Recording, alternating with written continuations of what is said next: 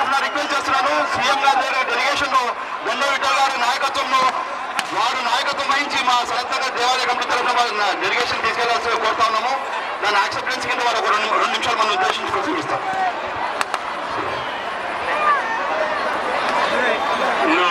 ఆలయ కమిటీ పెద్దలకు, అదేవిధంగా హాజరైన భక్తుల సొందరులందరికీ కూడా దసరా పండుగ శుభాకాంక్షలు. సురేష్ గారు చెప్పినట్టు తప్పనిసరిగా కూడా మన హిందూ ఆలయాలను పరిరక్షించుకోవడానికి, దానికి ఈ ఆలయ కమిటీని కూడా పరిరక్షించడం మేము ఎల్లప్పుడూ కూడా వారికి అండగా ఉంటాము. అదేవిధంగా సీఎం గారి దగ్గరికి తీసుకెళ్లి వీరి సమస్యలు కూడా అన్ని విధంగా పరిష్కరించడం జరుగుతుంది.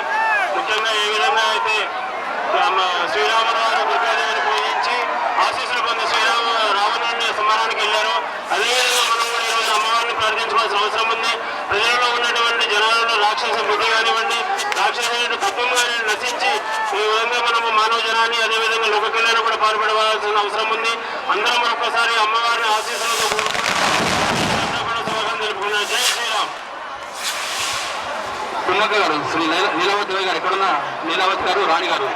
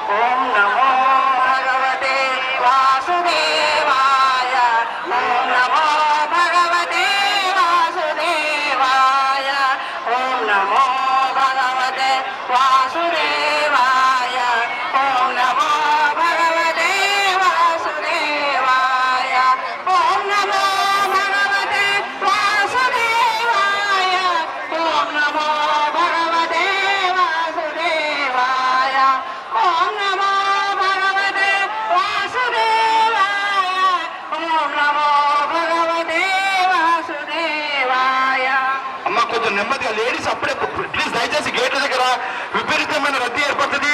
మీ నగలు, మీ పిల్లలు, మీ సెల్ ఫోన్స్, మీ పర్సులు జాగ్రత్త. ప్లీజ్ మహిళలందరూ కొంచెం వెనక్కి రావాలమ్మా. గేట్ దగ్గర ఒత్తిడి ఉంటుంది. ప్లీజ్ దయచేసి బయట స్కూటర్లు, కార్లు ఉన్నాయి, మీరు వెళ్ళడానికి కష్టంగా ఉంటుంది. మహిళలందరూ కొంచెం ఒక 5 నిమిషాలు పెట్టండి. 5 నిమిషాల్లో క్లియర్ అయిపోతుంది. ప్లీజ్ దయచేసి మహిళలు ఇక్కడే గుడి ప్రాంగణంలో ఉండాల్సిందిగా కోరుతున్నాం. దయచేసి అక్కడ అమ్మా దయచేసి మీరు కొంచెం ప్లీజ్ లేడీస్ ఎవరు ముందుకు తోసుకొని పోవడానికి ప్రయత్నం చేయకండి.